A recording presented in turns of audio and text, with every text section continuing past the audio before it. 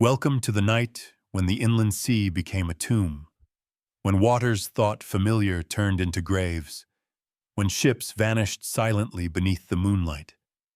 670 vessels, 12,000 mines, dropped not by men in sight, but by B-29 Superfortresses cruising high above, steel ghosts in the sky, engines whispering through clouds, shadows fleeting across the waves.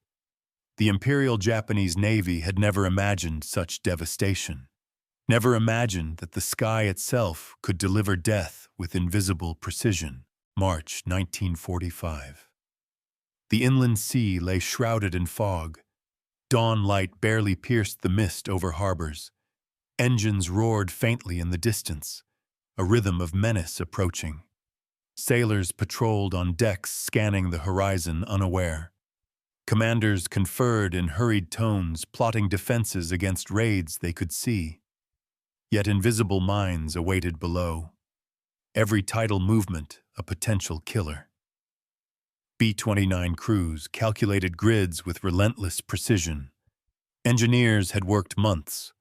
Bombs converted to mines. Trajectories plotted. The math of destruction was already done.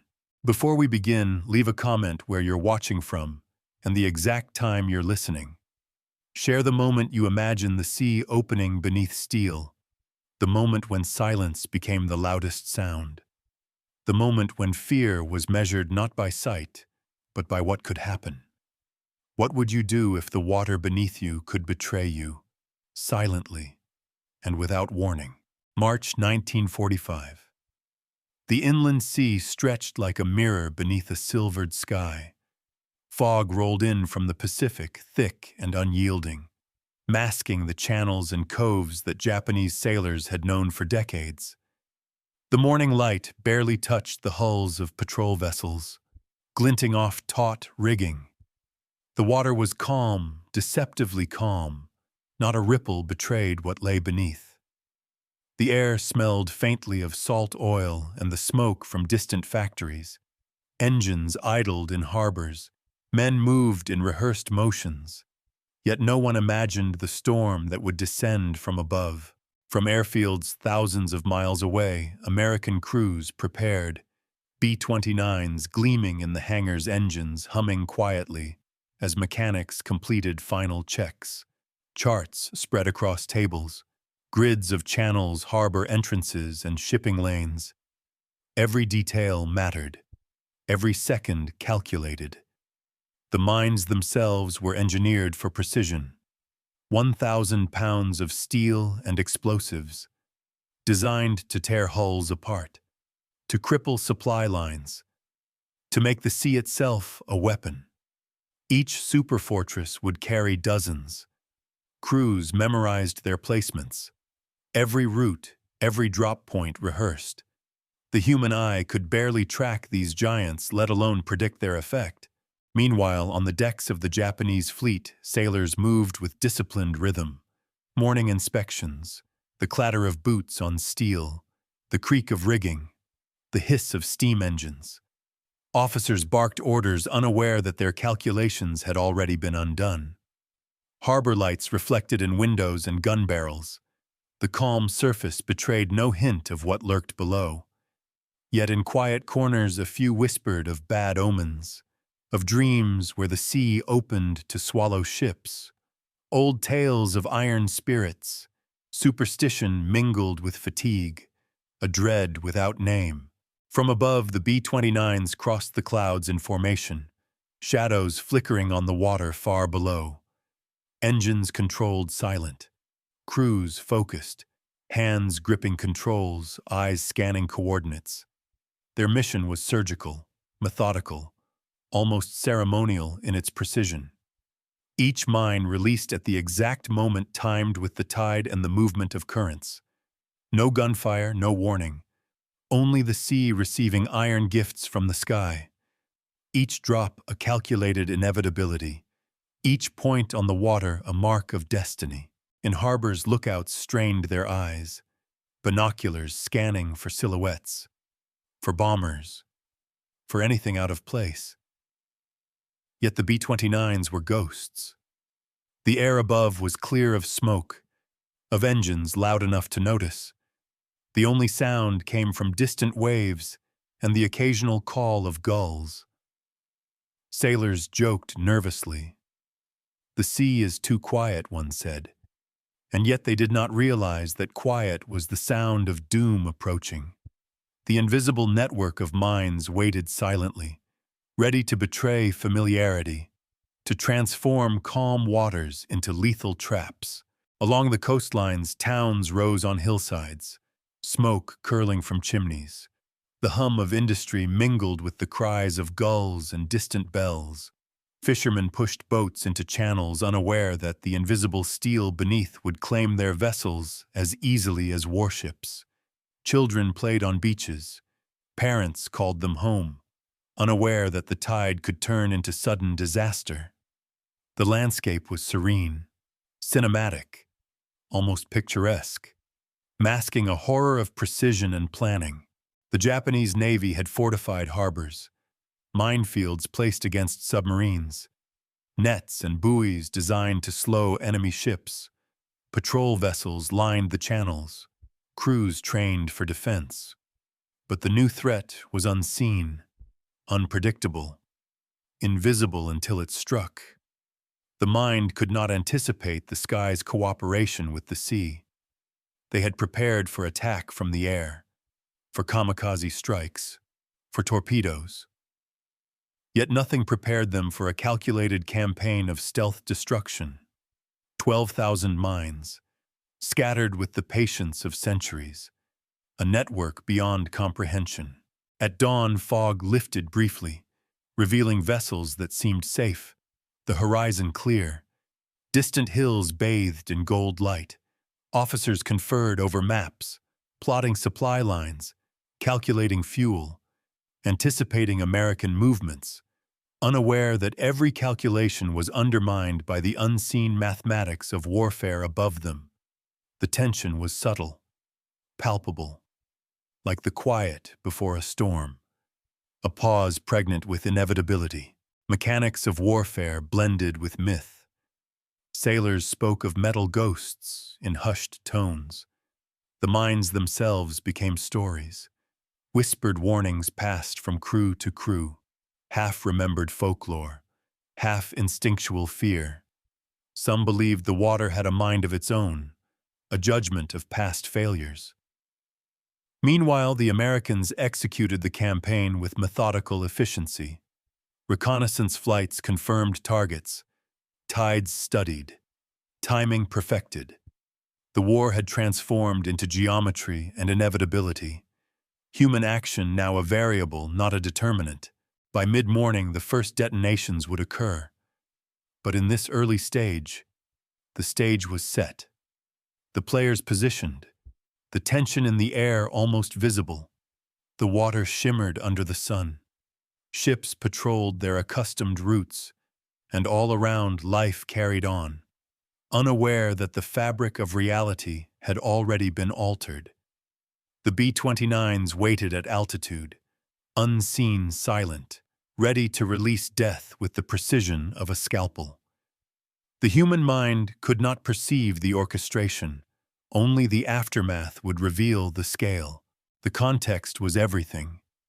Geography tides light and motion, each element calculated yet appearing ordinary.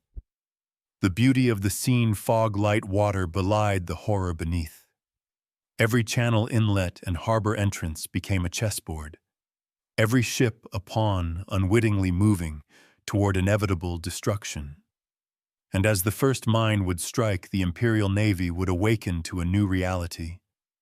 A war transformed, where the sky and sea conspired in silence.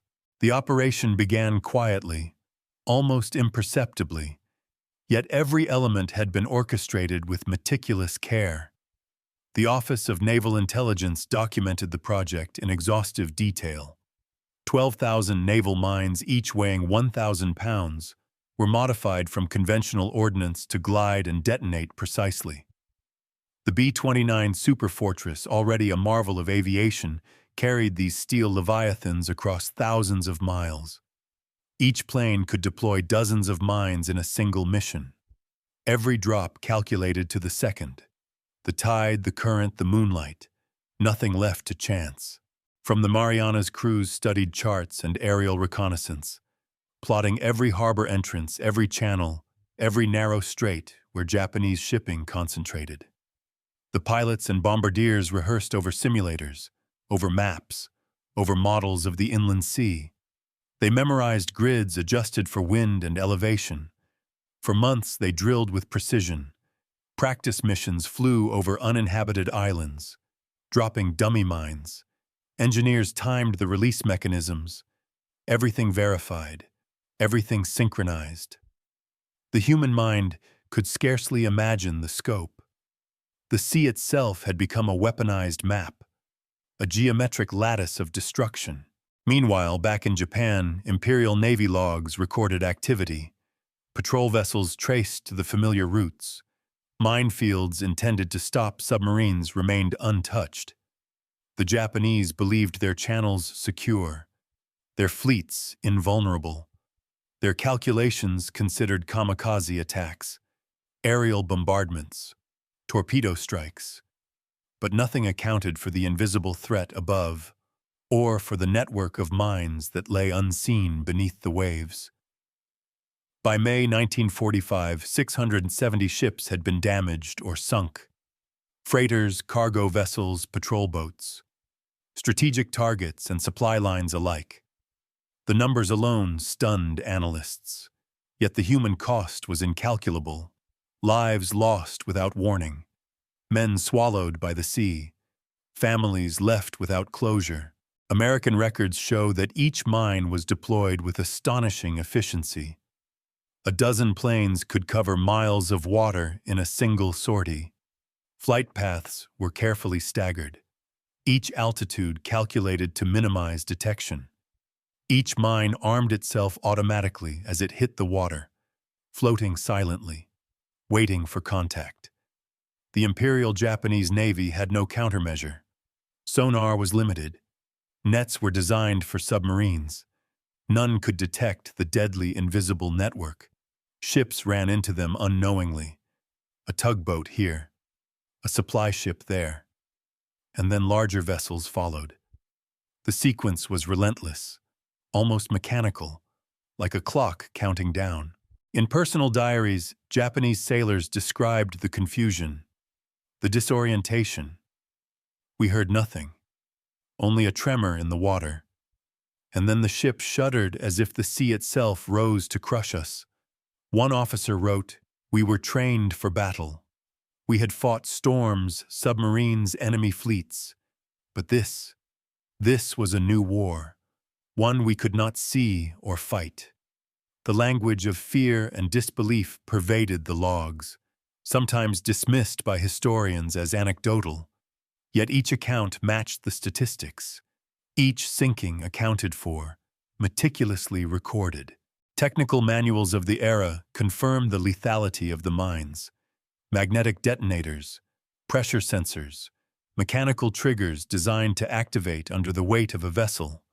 Each mine a combination of ingenuity and deadly intent, deployed in precise patterns to maximize coverage. One miscalculation could leave a gap. One successful drop could incapacitate an entire fleet.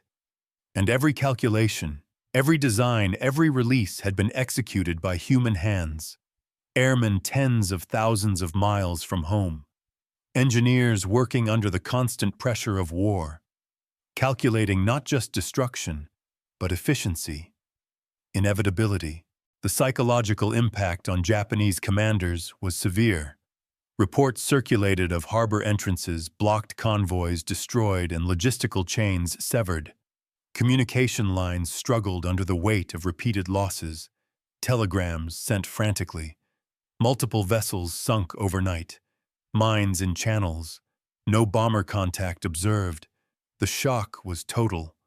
A fleet accustomed to controlling its waters found itself at the mercy of unseen forces.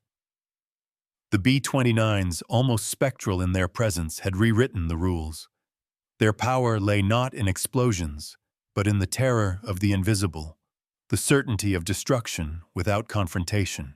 Some folklore began to emerge, whispered among sailors, legends of the ghost steel floating just below the surface, tales of harbors cursed, of water that devoured men without warning. Diaries mention unexplainable tremors, flashes, and sounds in the night. Officials later dismissed them as superstition, yet the stories mirrored reality. The mines were invisible, the destruction sudden, the effect uncanny. The folklore, though anecdotal, conveyed a truth that statistics alone could not: the human experience of fear, anticipation, helplessness. American after-action reports describe the logistical challenge of the campaign: flying long sorties, carrying dozens of heavy mines, maintaining formation, adjusting for weather. Crews fatigued but disciplined. The synchronization required precise timing. Any error could compromise the mission. Yet the B-29s executed flawlessly, night after night, sortie after sortie. The sea became a canvas, and the Americans painted with iron and explosive. The Navy had never seen such efficiency.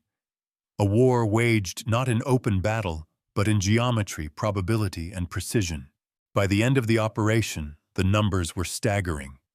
670 ships sunk or damaged, 12,000 mines deployed, harbors disrupted, supply lines crippled. The human cost, though unquantified fully, was immense. Survivors spoke of a silent terror, of ships disappearing, of waters that betrayed them. They had faced kamikazes, torpedoes, conventional bombing. Yet this was invisible, inevitable, the most efficient form of destruction they had ever encountered. And so the first layer of fact had been laid bare. Meticulous records, technical manuals, operational reports, each mine accounted for, each sortie logged, every loss traced to precise coordinates. The sea itself had become a ledger of inevitability. The folklore and terror of sailors below mirrored the precise execution above, a dual narrative. Human perception and mechanical precision intertwined, creating a campaign that was as effective as it was terrifying.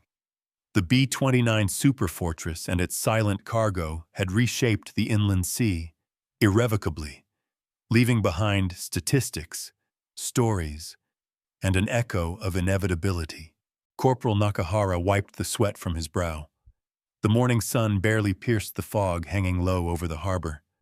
He could hear the rhythmic slap of boots on steel decks, the low hum of engines, the occasional call of a lookout. Yet an unease settled in the pit of his stomach. Something was different, something invisible. He shook his head, dismissing it as fatigue.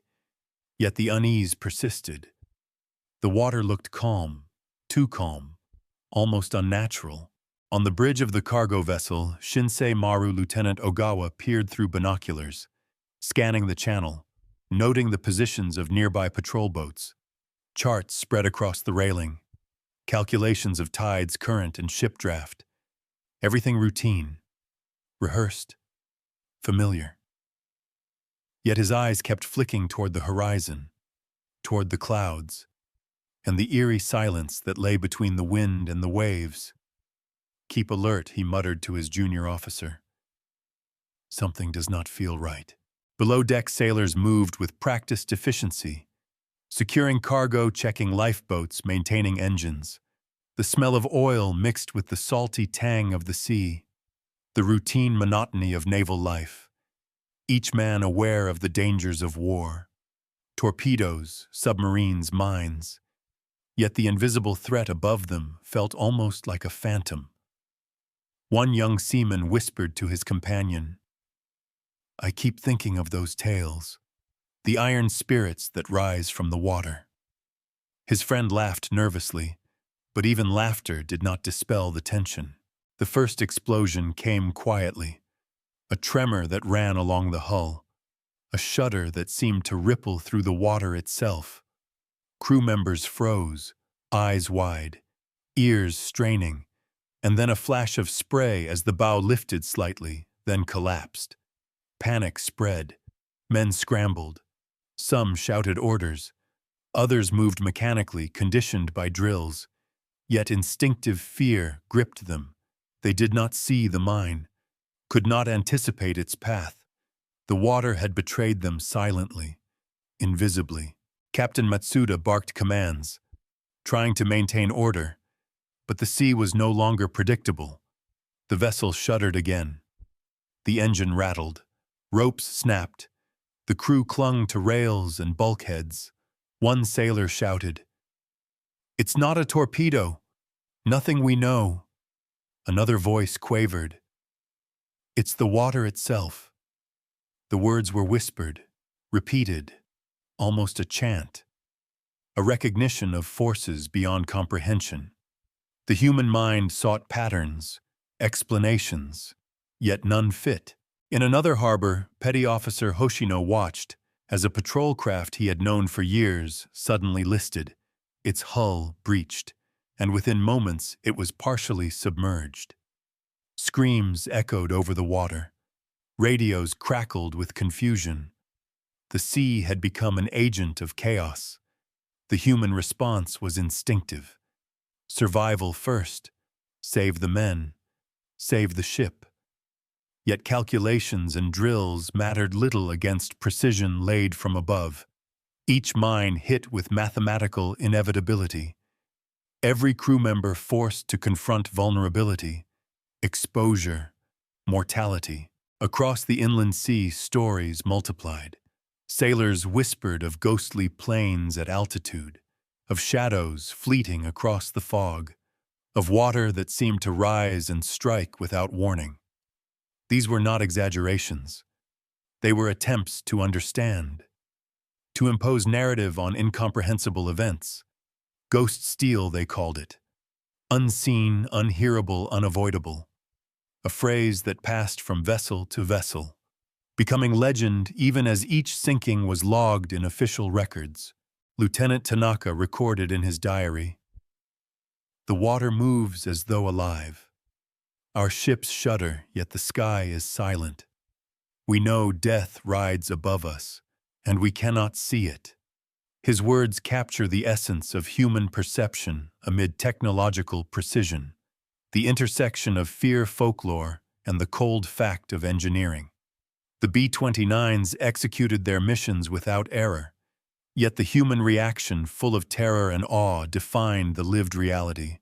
The invisible threat magnified each heartbeat, each hesitation, each instinctive reaction. Sailors attempted improvisation, scanning waters, adjusting courses, sounding alarms, signaling other vessels. Yet the minds waited, invisible, calibrated. The familiar became unfamiliar. Channels mapped for decades no longer guaranteed safety. Even those who had survived countless battles. Storms, submarine attacks, enemy fleets found themselves at the mercy of unseen mathematics. Their experience was one of helplessness, of human agency diminished before precision and planning. The psychological toll mounted. Diaries filled with unease, rumors intertwined with reality. Some swore they saw planes that vanished before being fully visible. Some claimed the water bubbled and shifted beneath moored ships. The collective experience became a mixture of documented fact and folklore, the two inseparable. The tangible loss, lives, vessels, supply lines was recorded. Yet the intangible fear, confusion, awe permeated every report. Every crew member internalized the lesson: war had evolved. The rules they knew no longer applied. One sailor described the chaos as a dance, unpredictable, merciless. Each step measured against unseen pressure. Each maneuver constrained by invisible forces. The rhythm of routine had been broken. replaced by instinctive, fearful improvisation. Officers shouted orders, sailors scrambled, all under the silent gaze of the B-29s above, precision orchestrating panic below. The human scene became a theater, a tableau of fear and resilience, men confronting inevitability. Amid the destruction, acts of heroism appeared. Sailors pulled comrades from flooding compartments. Officers risked their lives to steer listing ships away from further mines. Small victories of human courage punctuated the overwhelming threat. Each act highlighted the disparity between human effort and mechanical inevitability. Each life saved a defiance against precise, invisible death. Yet every saving gesture also reminded them of the fragility of their existence.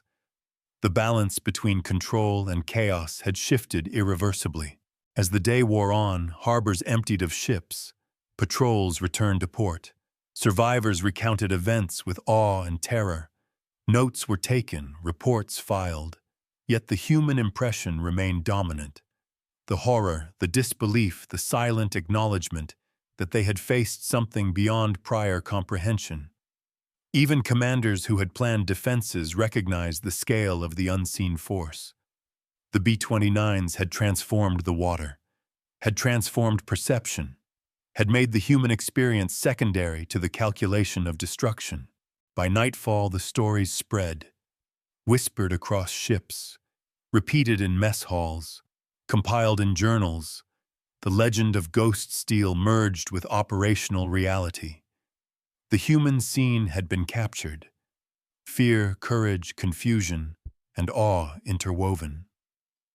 Diaries, letters, and later interviews would preserve these impressions, creating a tapestry of human experience that paralleled the hard facts. Ships sunk, mines deployed, missions executed, yet the human perception, terror, anticipation, helplessness became as vital a part of history as any statistic. In this layer of narrative, fact, and folklore intertwined, the precise engineering above met the raw, visceral experience below. Sailors confronted not just metal and water, but probability, inevitability, the intersection of human resilience with mechanical perfection. Their stories remind us that beyond statistics and operational reports, the human element endures. The fear, the courage, the awe, each heartbeat recorded in memory, each life a counterpoint to the inevitability raining from the sky. They had counted on control, on predictability, on the sanctity of their harbors. The Imperial Japanese Navy had fortified every entrance, calculated patrol patterns, rehearsed responses, expected dominance over the inland sea. And yet the reality, the brutal, unyielding reality, was something else entirely. Outgunned, outproduced, outmaneuvered in dimensions they could not perceive. Japan maintained 400 patrol vessels, a network of destroyers, frigates, and supply ships, all designed for conventional warfare, all relying on training instinct and the geography they knew intimately. Each officer confident in his calculations, each crew believing in the safety of known channels. They had drills for torpedoes, for kamikaze raids, for submarine attacks, every contingency mapped, every scenario rehearsed, and yet they faced an enemy whose methodology was invisible, whose efficiency transcended human expectation. The Americans deployed 12,000 mines. 670 ships would be sunk or crippled. The math alone was staggering. Each B-29 sortie carried dozens of mines, each mine armed automatically, deployed with near-perfect timing, precision calculated over thousands of miles. The Imperial Navy had no countermeasure, no visual detection, no sonar capable of anticipating this invisible network. They were outclassed, outmatched, and increasingly desperate. Reports flooded in. Telegrams scrambled. Unexplained detonations. Multiple vessels damaged. No aircraft observed. Officers conferred over maps, repositioned ships, reinforced patrols. Yet the mines remained undetected, silently claiming vessels, silently rewriting strategy. The predicted victory, the assumption that control of home waters ensured survival, collapsed in hours, in minutes. The contrast was stark. Expected dominance versus sudden collapse. The Japanese had experience, numbers, discipline. The Americans had innovation, planning, and the audacity to weaponize the sea with invisible precision. Germany had faced tanks, Japan faced the sky, and the water itself. The lesson was immediate. Outgunned. 400 ships against the mathematics of 12,000 mines. Outproduced. Decades of naval experience against a concentrated industrial campaign. Outmaneuvered. Familiarity with geography rendered irrelevant by meticulous aerial deployment. Even seasoned commanders were stunned. Admiral Yamamoto's aides noted in private logs, "Our calculations are meaningless. The sea obeys a different law. We are unprepared." They had underestimated the ingenuity and scale of American operations.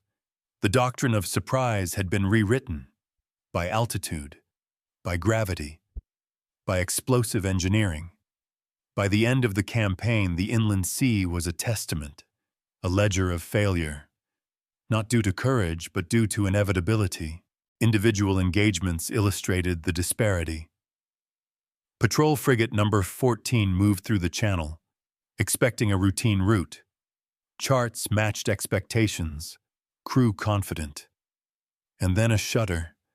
The hull lifted briefly. A metallic scream from deep below. And the vessel listed, alarms blared, men scrambled. Yet the enemy was unseen, unreachable, the strike precise and merciless. Another ship followed. Another. 670 in total. Each incident a lesson in calculation, patience, and lethal precision. American after-action reports emphasized the scale. 12,000 mines laid, distributed across strategic channels. Each B-29 sortie logged meticulously. Crew rotations recorded. Drop timing confirmed to seconds. Navigation precise. A campaign that blended human skill with engineering. The invisible weapon. A silent killer. The sea became a theater. The American forces orchestrating destruction like conductors of an unheeded symphony. Meanwhile, Japanese crews struggled. Confusion pervasive. Some refusing to believe what had happened. Others recording events with clinical detachment. Diaries described fear, disbelief, folklore creeping into fact. Ghost steel, the water moves as if alive ships vanish beneath our eyes. These words, initially dismissed, echoed the truth, that the human mind struggled to process a poser fought in dimensions it could not perceive. The psychological impact was profound. Predictability, trust in calculation, reliance on experience, all shattered. Each crew member faced not just the loss of vessels, but the shattering of certainty. A patrol boat captain wrote, "We believed we understood our waters. Now the water itself seems hostile. The sky conspires above. The combination of technical fact and human perception merged. Reality indistinguishable from legend. Contrasts continued on a grand scale. The Imperial Navy had tens of thousands of personnel, hundreds of vessels, decades of strategic experience. Yet America's concentrated, precise, industrialized approach overcame all of it. Outranged, mines deployed from altitude, outproduced, mass-produced aircraft capable of carrying lethal payloads, outmatched. The human element dwarfed by technology. The metrics were unassailable, the narrative indisputable. Even survivors remarked on the surreal nature of the attacks. Ships disappearing without warning, alarms blaring, men scrambling. the water itself a threat. And yet the operators above saw nothing extraordinary, just routine execution. Each sortie a calculated step in a larger plan. Human ingenuity paired with technological perfection. The numbers told the story. 12,000 mines, 670 ships, countless lives affected. Yet behind the numbers were human reactions. Terror, awe, disbelief, courage amid chaos. By the end, the contrast was undeniable. Japan's confidence shattered, expectations annihilated, strategic doctrine rendered obsolete overnight. 400 ships could not counter 12,000 mines. Years of training could not anticipate precise deployment from 30,000 feet. Familiar waters became unpredictable. Seasoned crews forced to improvise against inevitability. The mathematics of destruction had triumphed over tradition, experience, and assumption. This was the second layer of fact, a demonstration not only of destruction, but of scale contrast and the human perception of being overwhelmed. The B-29 Superfortress and its airborne mines did not merely sink ships. They redefined naval engagement. They exposed the limits of calculation, the contrast between expectation and reality, between human control and industrial inevitability. Outgunned, outproduced, outmatched, outmaneuvered. The numbers were undeniable, the lesson enduring. The realization came slowly, like a rising tide. First to the commanders, then to the crews, then to the nation itself. Admiral Yamamoto's aides whispered in private, "We never imagined this. Our calculations mean nothing. Our waters are no longer ours." The inland sea, once a domain of control and certainty, had become a field of loss, of impossibility. Every ship lost was more than steel. It was a blow to morale, to supply lines, to the very notion that home waters could be defended. Reports detailed the aftermath.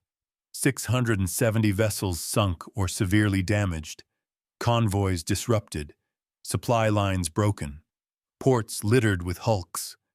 Mines, 12,000 of them, lay scattered like invisible sentinels. Each detonation left survivors stunned. Some clung to lifeboats, some swam toward distant shores, others were lost, claimed by silence and the sea. The human toll was immense, even beyond the numbers recorded. Letters from families awaited vessels that would never return. Names etched into the ledger of the lost, a ledger invisible until the mine struck. Albert Speer would later write about the industrial calculus of war. We were fighting an industrial nation, not an army. In this case, the United States had wielded mathematics, engineering, and precision as weapons. The B-29s and their airborne mines turned the sea into a weaponized geometry. The Japanese Navy had trained for combat, for torpedoes, for aerial raids, and yet the invisible, inevitable threat surpassed any preparation. Their expectations shattered, their confidence eroded, their doctrine obsolete. The psychological effects spread beyond the decks. Officers questioned their decisions. Sailors questioned reality. Diaries recorded disbelief, fear, awe. One lieutenant wrote, "We believed we knew our waters, yet the water itself conspired against us. The sky delivered its judgment silently." Folklore merged with fact. Ghost steel became legend, a metaphor for precise inevitability, a truth no human perception could counter. The narrative of terror intertwined with operational reality, creating a collective memory of fear and helplessness. Industrial might and planning had triumphed, yet the human story was not lost. Courage persisted amid chaos. Officers risked themselves to steer listing ships. Sailors pulled comrades from flooding compartments. each act a defiance against the invisible, a measure of resilience against inevitability. Even as metal and water conspired to claim vessels, humanity pushed back. The contrast of precision and courage highlighted the duality of war, fact and human experience, strategy and folklore, intertwined in every incident. Naval logs recorded the systematic destruction. Timelines coordinates damage reports. Yet the real measure lay in the human perception. The same waves that claimed ships also etched terror, anticipation, disbelief. The B-29s returned to base crews unscathed, unaware of the psychological impact they had wrought. Their mission complete, invisible, perfect, lethal. The Navy had experienced more than physical loss. It had endured a transformation. The rules of engagement rewritten. The familiar rendered unpredictable. Communications from ports described efforts to salvage what remained. Convoys rerouted. Supply chains reorganized. Yet each recovery effort was tempered by the knowledge that the enemy now controlled the sea. From the perspective of survivors, the campaign was almost mythic. Ships disappearing without warning, water that betrayed them, the sky delivering judgment. Diaries, interviews, and oral histories preserved these accounts, blending fact and lived experience into a singular narrative. For historians, the operation demonstrated unprecedented coordination. 12,000 mines, 670 vessels, multiple sorties over months, precise deployment from altitude, the integration of reconnaissance engineering and human skill. Yet for those who lived through it, the lesson was immediate. Vulnerability, uncertainty, inevitability. The invisible weapon had rewritten the terms of naval warfare, showing that precision, timing, and calculation could outweigh numbers, training, and experience. By June, the impact was undeniable. The inland sea's strategic value altered, supply lines strained, morale eroded. The Japanese high command confronted a reality that could not be reversed. Even seasoned officers acknowledged the scale of defeat. The campaign was a testament not only to American ingenuity, but also to the human cost of invisible precision. Steel and water had triumphed, and yet the human spirit persisted. Small acts of courage punctuating overwhelming inevitability. The echoes lingered long after the mines were laid. Survivors spoke of the water as a sentient force, of the sky as judge and arbiter, of nights where silence itself screamed. Ghost steel entered oral histories. Diaries recorded terror and awe. The narrative of human endurance became inseparable from the calculus of destruction. The lesson endured, the cost recorded. The water itself a monument, an invisible witness to the triumph of planning over expectation. And so the payoff was complete. 670 ships claimed, 12,000 mines deployed, a navy humbled, a campaign executed with industrial precision, and humanity tested. Fear, courage, resilience, all interwoven. Even as steel sank beneath waves, even as plans collapsed under mathematical certainty, human response endured. The story of the inland sea had become a study in inevitability, in power, in the intersection of technology planning and human perception. The aftermath extended beyond statistics. Ports rebuilt, operations adjusted, supply chains rerouted, strategies reconsidered. Yet for every report and every ledger entry, a personal story persisted. Men remembering the tremor of a hull, the silent disappearance of a vessel, the feeling of inevitability that no training could counter. History recorded the facts, but memory preserved the terror. The payoff was total, tactical, strategic, psychological, complete, and enduring. Some lessons were written in smoke and steel, others were carved silently into the water. The inland sea, once a realm of familiarity, had become a ledger of inevitability. The ghosts of 670 vessels lingered beneath the waves, their metal skeletons a testament to planning precision and the human cost of calculation. Sailors remembered the tremors in hulls, the silent disappearances, the water that seemed alive. The sky above had delivered judgment, invisible, relentless, and irrevocable. The echoes of that campaign stretched beyond immediate loss. Ports rebuilt, supply chains, rerouted strategies, recalibrated.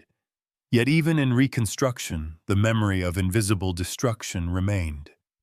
Engineers studied the mechanics. Historians documented statistics. Tacticians analyzed timing and deployment.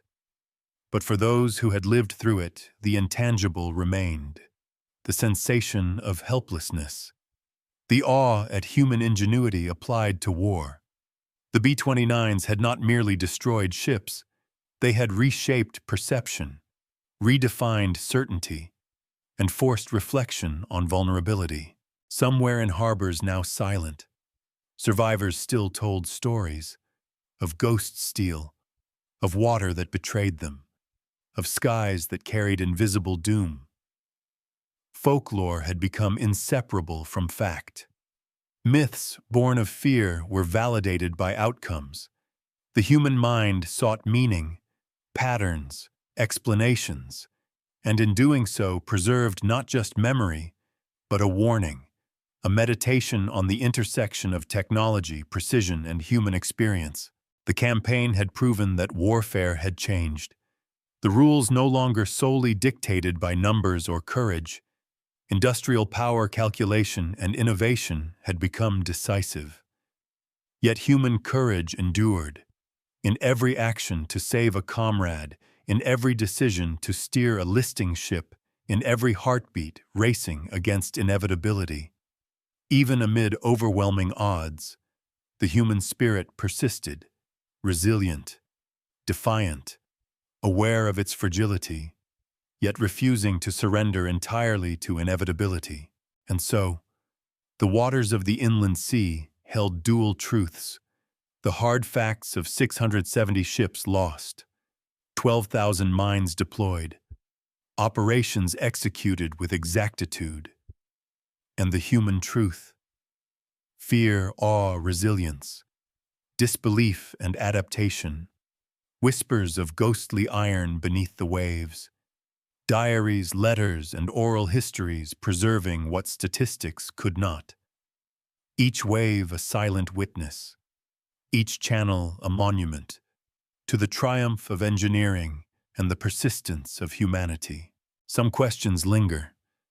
What if the calculations had been slightly off? What if detection had been earlier? What if human perception could have matched technological precision? Could the outcome have been different? Or was inevitability written into the campaign from the beginning? The answers reside not only in archives, but in the memories of those who faced invisible forces, the lessons echoing silently in every port, every harbor, every channel, reminding us that war is both human and mechanical, both predictable and uncontrollable. Next, we will trace how innovation turned oceans into instruments, how unseen strategies reshaped theaters of war, and how every measure of precision carried consequences beyond immediate calculation.